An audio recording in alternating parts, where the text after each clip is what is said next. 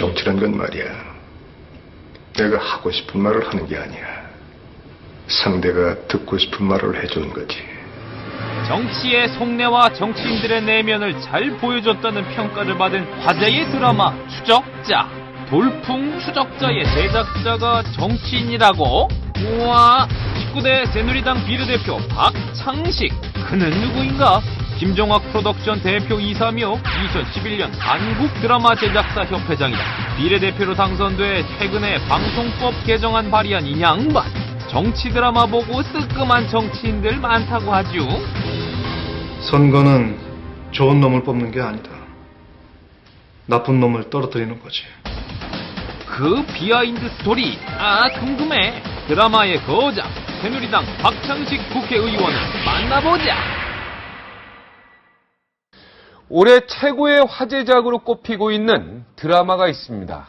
네, 추적자라고 하는데 이게 정치 이야기가 많이 나오고요. 기가 막힌 명대사가 많습니다. 이 추적자의 제작을 맡으신 분인데 이분이 지금 국회의원입니다. 네, 지난 4월 총선에서 비례대표로 새누리당 국회의원 배지를 다신 박창식 의원이 자리했습니다. 만나보시겠습니다. 안녕하십니까? 네, 안녕하세요. 네. 아니, 그러니까 드라마 제작자, 그죠? 네. 본인을 좀 일단 좀 소개를 해주세요. 뭐 저는 어떠한 일들을 했고 뭐 이런 거 있잖아요. 한 5년 동안 네. 드라마 제작만 뭐 올인했습니다. 네. 원래 방송국 PD 출신이시고. 그렇죠. 예. 네. 드라마 제작했고. 네네. 우리가 기억에 남는 드라마 어떠한 것들을 하셨죠? 뭐 드라마는 한 미니 시리즈 한 40여 편? 그 정도 제작을 했고, 네. 이제 뭐 여명의 눈동자. 와, 여명의 눈동자. 기억하십니까? 최재성 씨인가요? 네, 그렇죠. 맞죠? 최시라. 최시라 씨. 박상원. 그 무슨 이렇게 뭐 이렇게 철인가요? 철조망에서 키스하는 장면. 네네. 그거 맞죠? 네. 그 당시엔 파격적이었죠. 파격적이었습니다. 네, 네. 진짜 키스였죠 그때. 뭐 그렇죠. 네. 그 뭐 열연을 하기 때문에 네. 두 분이 네. 그 당시는 사실은 그때 두 분이 연애를 했었어요. 그게 아니고 드라마 내에서 네. 연애상이게 네. 네. 네, 열연. 네. 그리고 그다음에 이제 그 모래시계. 네. 모래시계 하셨어요. 네네. 그때 김종학 프로듀서인데 제작자가 그렇죠. 제가 프로듀서를 했죠. 프로듀서 네. 하시고 네. 그분이 감독하셨고. 감독하시고. 네. 송진아 작가가 글을 쓰시고. 그 모래시계. 네네. 네. 돈을 엄청 많이 버셨겠습니다. 그 드라마의 어떤 크기로 봐서는 많은 돈을 벌어야 되겠죠. 네, 네. 다 히트작인데요. 근데 돈보다도 어떤 작품의 어떤 퀄리티나 네. 어떤 그 드라마의 어떤 위상을 올리는 아마 작품들을 많이 한 것 같습니다. 드라마의 위상. 네. 모래시계가 거의 환상적이었죠. 그때 전 국민들이 그거 다 보러 집에 가고 그래가지고. 글쎄, 예. 네. 뭐 거리에 저는 사람이 다시는- 없었던. 저는 다시는 안 봅니다. 왜 그랬어요? 너무 많이 봐서. 그게 아니라 제가 촬영한 곳이 기억을 하면 네. 기억할수록 그 뭐 준비 사항이나 모든 여건이 굉장히 안 좋았기 때문에 그 당시 네. 항상 그런 것들을 준비하기 위해서 그 하나하나 기억하면은 참 다시 그 그림을 보고 싶지 않은 그런 어떤 느낌. 뭐 어떻게 뭐 욕심이라면 그런 다시 한번 뭐 제대로 된 어떤 그 촬영 로케이션이나 뭐 미술이나 모든 환경이 돼 있는 데서 한번 만들어 보고 싶은 뭐 이런 생각은 있습니다. 네. 그러니까 준비가 안 된 상태에서 네네. 그런 드라마를 만들었기 때문에 사실은 부끄럽다 이런 뜻으로 들립니다. 그러니까 이제 환경이 준비가 안 됐다는 거죠. 네. 그 당시에 네. 방송 환경, 네. 어떤 야외 촬영하는 어떤 카메라 장비, 조명 장비, 미술이 사실은 그런데 굉장히 열악한 그렇게 그렇죠. 시청률이 나왔으니까 네네. 엄청 최근에 하신 게 추적자 맞습니다. 네. 뭐 추적자 이전에 뭐 이산, 베토벤 바이러스, 뭐 프라우스, 네. 등등 최근에는 이제 계속 제작자 하시지 왜 국회의원 되셨습니까? 글쎄 뭐 그런 말들을 많이 듣습니다. 네. 그런 부분. 근데 일단 드라마에 대해서는 여러 가지 어떤 뭐 상황이 정치, 경제, 사회, 문화 이런 걸 다 섭렵을 하지 않습니까? 네. 그런 어떤 부분이 과연 더 세계로 글로벌 시장으로 나갈 수 있는 기회가 많이 있는데도 불구하고 네. 여러 가지 제약이나 뭐 규제 내지는 환경 이런 것들이 사실은 아직도 굉장히 열악합니다. 네. 이 방송국 그러니까 드라마 제작사의 상황이 그렇죠. 매우 열악하죠. 제작사, 특히 뭐 방송사도 마찬가지고 어떤 일은 어떤 젊은이들 꿈을 심어줘야 되고 넓은 어떤 바다를 꿈꾸게 해야 될 어떤 일은 우리는 어떤 그 컨텐츠 문화 뭐 이런 부분들이 굉장히 좀 요즘 한류하지만 좀 처져가는 게 아닌가. 이 시점에 혹시 힘이 된다면 네. 이런 국회나 때로는 이런 어떤 정부 당국자하고 좀 가깝게 앉아서 일을 할 수 있으면 멀리 갈 수 있는 한류 이런 것들을 우리 문화 콘텐츠를 좀 전 세계에 공급하지 않을까 이런 작은 미력 하나마 이런 어떤 꿈을 갖고 있습니다. 그래도 이제 한 몇 달 됐죠. 국회의원 된지요. 그렇죠. 이제 한 2달 좀. 이제 몸이 막 좀 근질근질하지 않습니까? 뭐 또 새로운 드라마를 구상하고 막 새로운 그런 게 드라마를 뭐 그 국회에 들어가 보면 아직은 뭐 정체성의 혼란을 좀 느끼지만 뭐 많은 걸 보고 느낍니다. 네. 밖에서 울타리 밖에서 봤을 때 또 진입을 했을 때 이런 어떤 국회 정치 이런 어떤 상황 어떻게 보면 좀 리얼리티한 어떤 또 다른 드라마를 만들어야 되겠다는 뭐 이런 생각도 가끔 듭니다. 지금 현재의 내가 본 이 국회의 이 실상을 드라마로 한번 만들 생각도 있으십니까? 근데 그게 재미는 없는 것 같아요. 그 실상들이 실상들이 오히려 가슴에서 우러나오는 가슴으로 말을 하고 가슴으로 듣는 뭐 이런 어떤 부분은 좀 적지 않나 아직은 비례대표 되실 때 박근혜 후보가 직접 해달라고 부탁을 한 겁니까? 아니면은 아니 뭐 어떤 그런 기회가 건 돼서 이렇게 아니고요. 아니면 뭐 공천 헌금을 내셨는지 요즘에 그 공천 헌금이 이야기가 좀 많이 나오고 있잖아요. 네, 많이 현기한 나오죠. 전 의원하고 네, 네. 또 이름 내가 까먹었는데 네, 네, 네. 현 의원하고요. 네, 네. 현영희 네, 네. 의원하고 이런 사건 막 나오면 좀 창피하죠. 같은 비례대표로서. 뭐 창피하기도 하고 뭐 사실 있어서도 안 될 일이고 뭐 이번 기회에 뿌리를 뽑는다. 뿌리를 뽑는 게 아니라 뿌리를 내리지 못하게 만들어야 되겠죠. 어떤 그런 부분들이 아마 검찰에서 조사를 지금 뭐 하고 있는 걸로 알고 있습니다만 예를 들면 우리 추적자의 대사 중에 그런 게 나옵니다. 어떤 국회 정치에 어떤 정쟁의 북소리가 들리면 법은 침묵한다. 그런 말이 있었으면 또 예. 검찰은 나쁜 사람을 잡는 게 아니고 잡을 수 있는 사람만 잡는다. 그 박지원 원내대표가 네, 그런 얘기도 했었죠. 얘기했던 거 아닙니까? 국회에서. 예. 근데 제 생각엔 둘 다 잡아야 되죠. 네. 둘 다 잡아야 되고 신뢰가 있는 어떤 검찰 또 신뢰가 있는 정치 이런 어떤 부분들이 가준다면 아마 그 시청자들이 앞으로는 국민들이 이런 부분에 대해서 용서를 하지 않는다고 생각을 합니다. 나쁜 놈을 잡아야죠. 그죠? 잡을 수 있는 사람만 잡는다. 이거 너무 비참해지죠. 그렇죠. 그죠? 다 잡아야 됩니다. 예. 그리고 잡을 수 잡힌 있는 사람 사람도 정말 억울하죠. 잡을 수 있는 사람도 뭐가 문제가 있어요. 그러니까 그 사람도 나쁜 사람인데 잡을 수 있는 사람, 그러니까 내가 힘이 닿는 사람만 닿는다. 나보다 힘이 더 센 사람 못 잡는다. 이런 의미 아니겠습니까? 그죠? 성역이 있으면 안 되는 거 아니겠습니까? 네, 맞습니다. 네. 그죠? 네. 하여튼 그러니까 이번에는 우리 박찬식 의원은 공천헌금 안 내신 거잖아요. 그죠? 원래 당에 조금은 내죠. 한 100만 원인가 50만 원 내죠. 뭐 그렇죠. 예. 그 정도는 네. 할 때 내고 네네. 그 외에는 안 내는 거죠. 뭐 돈이 있어야 내죠. 그렇죠. 뭐 제가 그- 비례 네. 들어갈 때만 해도 뭐 검증이 네. 검증 거쳐서 들어온 거고 네. 또 뭐 저를 선택한 이유 중에 하나는 잘은 모르겠으나 문화 콘텐츠를 이 정치에 대입을 시켜서 어떻게 딱딱한 정치를 좀 부드럽게 만드는 네. 뭐 이런 역할을 해야 되고 또 하나는 뭐 앞으로 한류가 우리 먹거리 아니겠습니까? 네. 그래서 그런 쪽에 제가 이 밖에 있을 때도 굉장히 그 한류에 대한 어떤 관심을 많이 갖고 한류 기획단도 하나 만들어 보고 싶고 네. 여야 관계없이 네. 정치, 기업 관계없이 다 뭉쳐서 우리의 먹거리를 만드는 뭐 이런 거를 평소에 하고 싶었는데 오히려 어떤 뭐 그런 기회가 저한테 오지 않았나 뭐 이런 생각도 해봅니다. 제 생각에는 이번에 이렇게 클리어하신 비례대표 분들이 좀 모여서 네네. 비례대표 지금 그 현 의원이 현영희 의원이 문제가 있고 공천헌금 내고 나오니까 다 국민들은 싸잡아서 어떻게 보면은 비례대표 의원들은 다 좀 뭔가 캥기는 게 있는 사람들 아니냐 뭐 이렇게 오해를 받을 수도 있잖아요.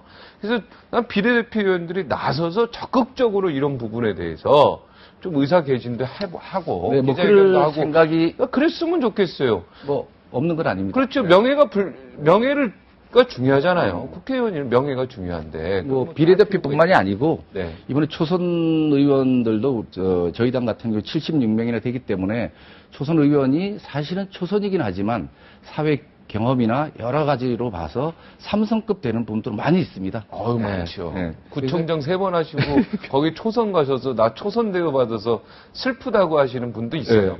예. 그런 역량을 모아서 네. 뭔가 19대에 대해서는 쇄신이라는 어떤 이 기틀 아래 진짜 뭔가 해보고 싶은 생각을 갖고 있는 분이 많이 있습니다. 네. 그건 제가 직접 눈으로 목격을 하고 같이 그런 토의도 하고 민생 토도 같이 하고 실제 하고 있습니다. 그런 부분은. 네. 박근혜 후보께서 이번에 좀 기대하는 게 좀 많으실 수도 있을 것 같아요. 왜냐면 이번 경선이 지금 재미가 없게 됐잖아요. 솔직히 얘기하면. 독주 체제인데 달리기 하는데 1등하고 2등하고 차이가 뭐 한 100m 이상 나면 이거 뭐 재미없잖아요, 이게. 예? 그걸 어떻게 좀 재미있게 국민들이 관심을 갖도록 모래시계처럼 드라마틱하게 그거 좀 만들 수 있는 그러니까 아까 타이틀 찍을 때 제가 잠깐 네네네. 얘기했었는데 이게 사실은 네. 어떤 이 전략이라는 게 선거가 사실은 타이밍과 이슈를 먼저 선점을 하고 또 다른 대중에 가깝게 갈 수 있는 부분들. 결국 이제 소통이겠죠. 이런 어떤 부분들이 사실은 방송을 통해서 기존의 어떤 그 후보들의 면면을 몰랐던 부분을 방송을 통해서 이렇게 자연스럽게 가까이 갈 수 있는 부분이 있거든요. 네. 그리고 방송의 위력이라는 게 대단하기 때문에 그런 부분을 사실은 잘 이용을 하는 게 후보들의 어떤 뭐 전략일 수 있겠죠. 그래서 뭐 이번 어떤 정책 토크나 그다음 합동 연설에 이런 부분을 지금 여기서 말씀하신 대로 그런 부분이 있지만 정책 토크나 이런 쪽에서는 상당히 그 깊이 있게 들어갑니다. 평소에 그 우리 후보들이 갖고 있던 어떤 그 젊은이의 생각, 또 앞으로 지도자가 됐을 경우에 어떻게 정치를 펴겠다. 이런 어떤 부분이 오히려 합동연설회보다 더 친근감 있게 만들어가고 있습니다. 그런 부분들이. 오히려 본인들도 굉장히 좋아하고, 최근에 어떤 뭐 서로 어떤 좀 사이클에 서로 문제가 있고, 여러 가지 정치상의 문제가 있고, 뭐 이런 부분이 있어서 약간 한 며칠 시간이 걸렸지만, 지금은 뭐 어제부터는 다시, 정상 궤도에 와서 서로 아니, 경선은 이제 정상화 됐는데, 그래도 재미는 없죠. 그래도 재미는 없어요. 뭐라 그럴까요? 뭔가 좀 아슬아슬한 게임이 없어요. 시소 게임이. 네네. 왜냐면 결과가 이미 나온 게임이니까. 1등이 정해진 게임을 하니까, 어떻게 보면은 뭔가 좀 재밌고, 뭔가 좀 살얼음 걷는 그런 느낌을 우리가 사실은 보면서도 드라마 만드실 때 그렇게 그러니까 만드시잖아요. 이게 뭔가 좀 아주 막 짜릿짜릿 바로 다음 걸 예상 못 하도록. 그죠? 다음 감동을 주려고 사실 기획 당시에 많은 준비를 합니다. 감동을 네. 주려고. 네. 근데 지금 말씀하신 것처럼 그런 어떤 차이나 뭐 이런 갭에 대해서는 뭐 인정을 합니다. 하지만 그 사이에서 서로의 어떤 후보들이 충분히 자기의 어떤 그 소신 있게 발언할 수 있는 이런 장을 많이 만들어 주는 게 대중들이 또 다가오면서 대중들이 그다음에 우리 유권자들이 다 판단하는 거라고 저는 생각이 듭니다. 그런 부분은. 네. 지금 국회 입성하신 지 얼마 되시지 않았잖아요. 네네.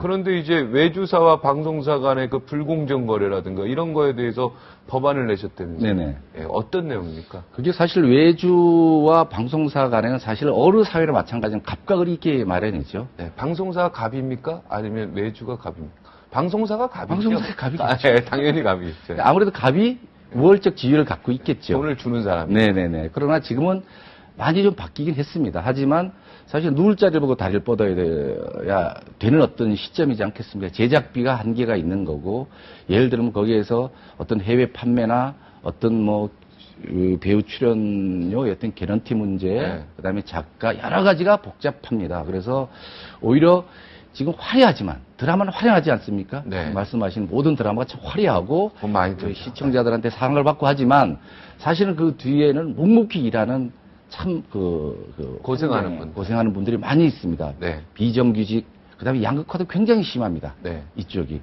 그리고 그런 어떤 예술하는, 소위 말해서 예술하는 분들이 좀 쟁이들이 네. 좀 판을 깔고 좀 편하게 일할 수 있는 이런 어떤 제도, 예를 들면 음지에서 양지를 좀 끌어내는 뭐 이런 어떤 입법, 뭐 이런 부분들을 좀 많이 만들고 싶습니다. 그래서 그런 쪽을 중심으로 해서 입법 발의를 한 거죠. 그 주연 배우 2명이 보통 2명이잖아요. 주연 배우 2명이 받는 개런티 월급, 그러니까 돈이 다른 사람들 다 합친 것보다도 많죠.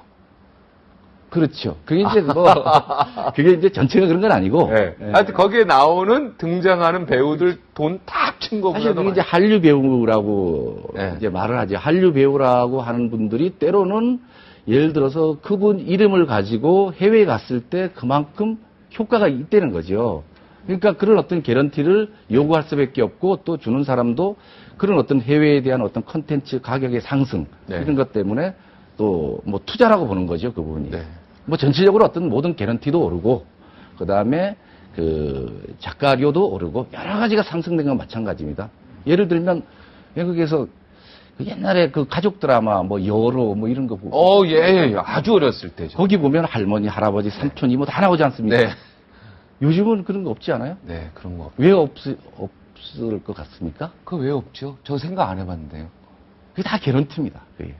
아. 그러니까 요즘 어떤 드라마가 핵가족 드라마면서 결손가정 드라마가 많고 그것도 돈 아끼려고 일부러 결승가는 뭐 꼭 일부러라기보다는 어떤 아까 제가 말씀 누울 자리 보고 다리를 뻗어야 되는 부분이 일부러 결승과정을 만드는군요. 배우 한 사람 개런티를 그런 어떤 주려고. 부분. 그러니까 야외 촬영을 재밌습니다. 예. 많이 하는 것보다는 오히려 많이 하게 되면 그만큼 또 돈이 제작비가 많이 상승되니까 이렇게 내부 촬영을 또 많이 해야 되는 네. 뭐 이런 어떤 부분. 뭐 그런 어떤 여러 가지 환경에도 불구하고 지금 어떤 이 한류의 한 80%를 이 외주 제작, 독립 제작사에서 만든 어떤 이 저력은 아마 이 방송가에서도 아마 인정을 해줘야 되지 않나 이런 생각이 듭니다. 그러니까 요즘엔 TV에서 봐도 그런 것 같아요. 삼촌, 이모, 사촌형 이런 건 잘 안 나오는 것 같아요. 네네. 그죠? 그게 이제 배우 옛날엔 다 나왔어요. 네, 할아버지, 나왔죠. 할머니, 그렇죠. 삼촌 네. 다 나와가지고 했는데 요즘엔 그런 게 줄어드는 게 바로 그런 문제, 돈 문제랑 연결이 돼 있죠. 네네.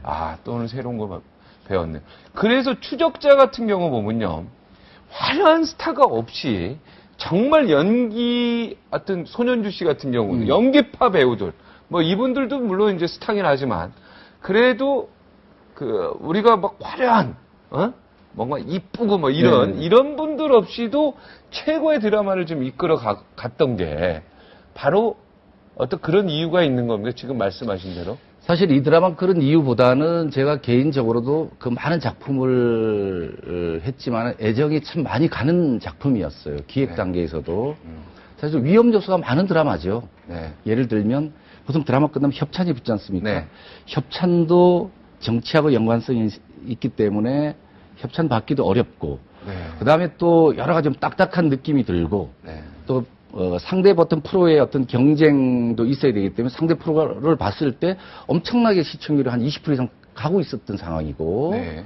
뭐 이런 어떤 걸로 봤을 때는 굉장히 좀 흥행 공식에는 좀 어려웠던 거죠. 네. 하나 요즘 트렌드 자체가 그 한류 배우 등등 이런 쪽에만 계속 이렇게 코드가 맞춰져 있는 부분도 없지 않아 있거든요. 그런 측면으로 봐서는 이 시대에 뭔가 아버지의 힘, 또 다른 어떤 아침 자고 일어나면 큰 사건들이 많이 일어나지 않습니까? 네. 이런 어떤 부분에 대해서 뭔가 시청자들한테 공감을 받을 수 있고 카타르시스가 될 수 있는 이런 어떤 드라마로 처음에 기획 단계에 시작을 했던 거죠. 네. 당연히 드라마라는 거는 가장 기본은 이야기지 않습니까? 네. 그다음에 탄탄한 스토리를 가지고 이번에 승부를 건 거죠. 추적자. 그렇죠.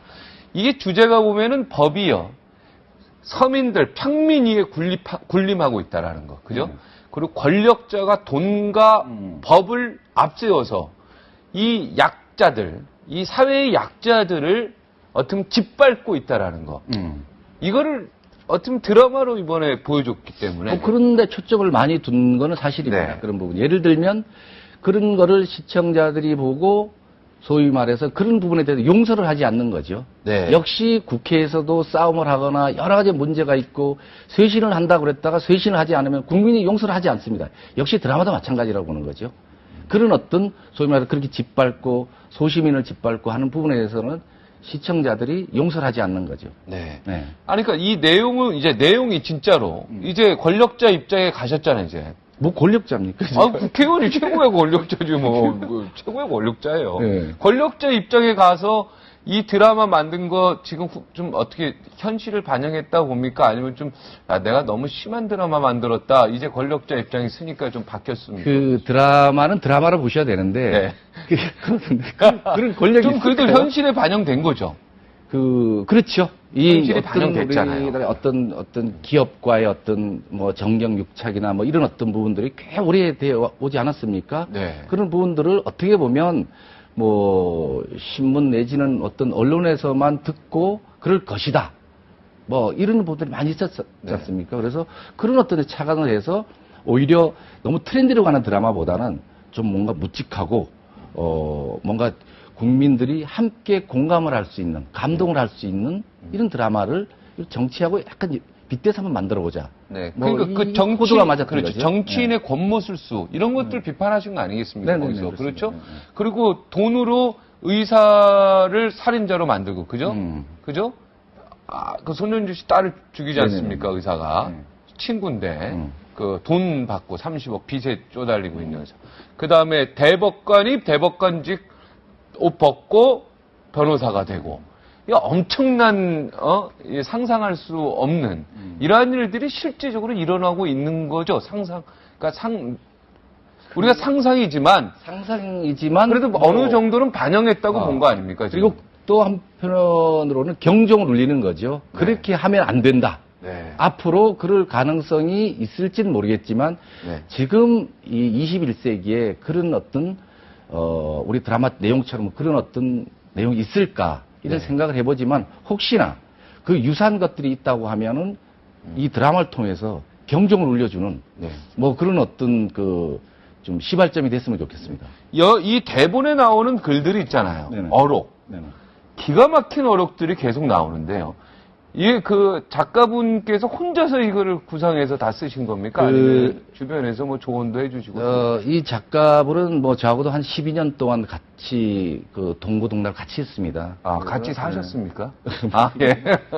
그래서 이 우리 그 박경수 작가 이분은 사실 사회성 이 고발 뭐 이런 부분에 대해서 관심이 많은 분이에요. 네. 그래서 오히려 이런 어떤 내용도 오랫동안 뭐 1, 2년 안에 나온 게 아니고 오랫동안 이런 어떤 관심을 갖고 사회에 관심을 갖고 뭐 이런 부분들에 대한 거를 계속 메모를 하고 정리했던 거를 이번 기회에 만들어낸 거죠.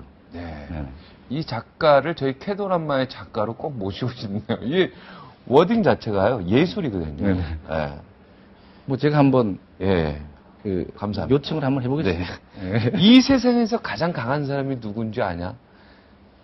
바로 찾아가지 않는 사람이고, 나를 다 찾아오게 하는 사람. 네. 그죠? 야, 저는 이거 딱 읽을 때 DJ하고 저희 YS가 생각이 났거든요. 이분들은 누굴 찾아가질 않잖아요. 그죠? YS는 지금도 다 사람들이 방문하잖아요.